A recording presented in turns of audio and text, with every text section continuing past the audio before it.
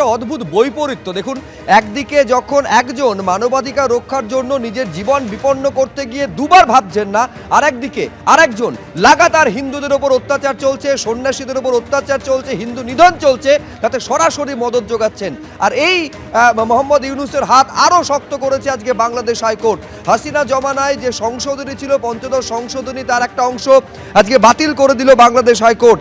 একেবারে মোহাম্মদ ইউনূসের আমলে যখন লাগাতার হিন্দু নিপীড়ন চলছে, সন্ন্যাসীদের উপর অত্যাচার চলছে, তার মধ্যেই তার হাতকে আরও শক্ত করলো বাংলাদেশ হাইকোর্ট। যে সরকারের হাতে লাগাতার হিন্দু নিপীড়ন, তাকেই দেওয়া হলো ভোটের ক্ষমতা। গণতন্ত্রের হত্যাকারী ইউনূস সরকারের পক্ষেই রায় দিল বাংলাদেশ হাইকোর্ট। হাসিনা জমানার সংশোধন খারিজ করে দেওয়া হলো, ফের গণভোটে শিলমোহর বাংলাদেশ হাইকোর্টের।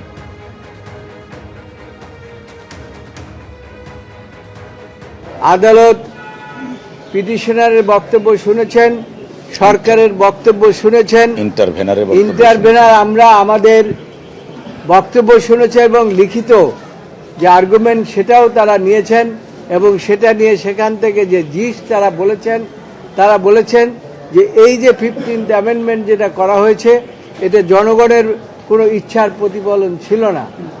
এটা আমাদের দেশেরও যে জাজমেন্ট আছে সেখানে বলা আছে একটি সংবিধানকে সংশোধন করতে হলে পরে যে সমস্ত উপাদান থাকা দরকার, তার মধ্যে basic structure of the constitution, এটা চেঞ্জ করা যাবে না। আজকে বাংলাদেশের হাইকোর্ট আজকে ইউনূস সরকার, যে সরকারের বিরুদ্ধে অভিযোগ করছে সংখ্যালঘু হিন্দুদের ওপর নিপীড়ন করা হচ্ছে, তাদের হাতে ক্ষমতা দেওয়া হলো এবং গণভোটের ক্ষমতা দেওয়া হলো।